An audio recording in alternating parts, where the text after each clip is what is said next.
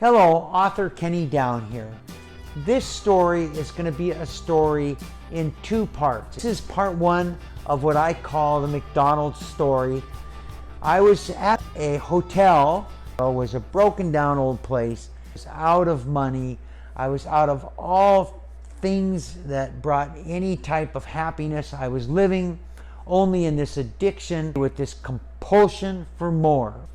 And in this merciless obsession that I had decided to end my life. I took all of the drugs I had left, which was enough to probably kill a room full of people. I took everything I had, I mixed it up, I put it in a spoon and heated it up. I drew it into a syringe all the way up to the top with the most I could possibly get in, and it was so thick it would barely go through the syringe.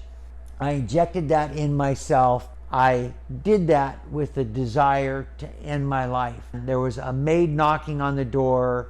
It was the next day, and I realized that I am still alive. I'm out of money. I packed myself up and I left. I drug a huge cardboard box the size of a refrigerator back behind this McDonald's restaurant. That's where I was existing. I had absolutely no desire to talk to anybody, to be with anybody, to try to make any friends, or to try to seek help, or to try to make any sense out of this pitiful situation that I was in.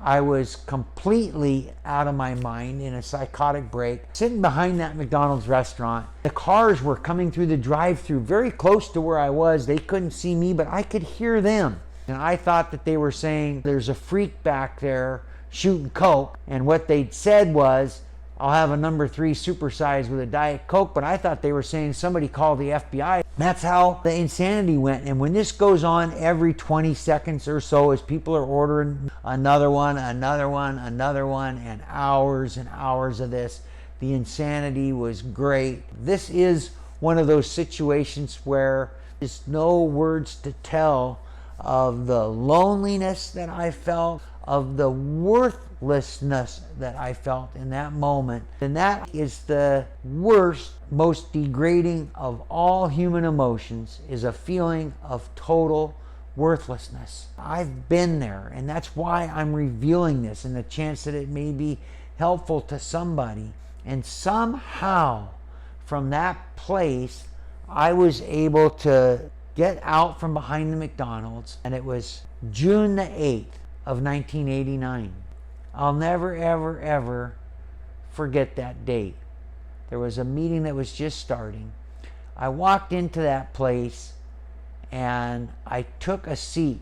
The worst day of my life turned into the best day of my life. I was so uptight and worried and embarrassed. What are other people going to think when they see what I've done to myself, and how they're going to judge me?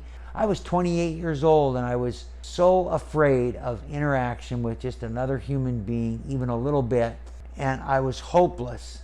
I knew I was an alcoholic. I knew I was a drug addict. I knew, most of all, that I needed to reach out for help, and it was the one thing that I couldn't do.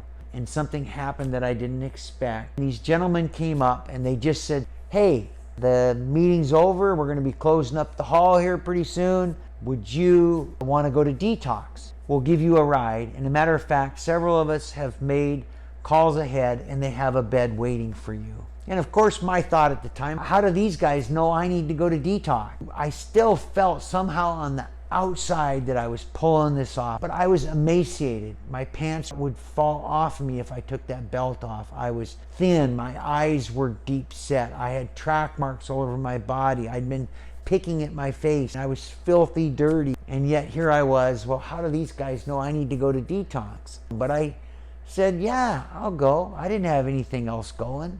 I went back to the McDonald's. I collected my things. And this began my path. I've had a career. I've been married for more than 23 years. I have a daughter. I have a son. And neither of them have ever seen me drink. Share with you my home, this beautiful place that I live. Well, not because of these monetary things, but that God would have you live in a decent home, in a decent place, and all of these critical things we have about ourselves can be expelled and can bring us to a way of life that another author says will bring you to a place where you're happily and usefully whole. And I always have loved that term. Happily and usefully whole I am today. I hope you'll join me in McDonald's Part 2. I love you and thank you. God bless.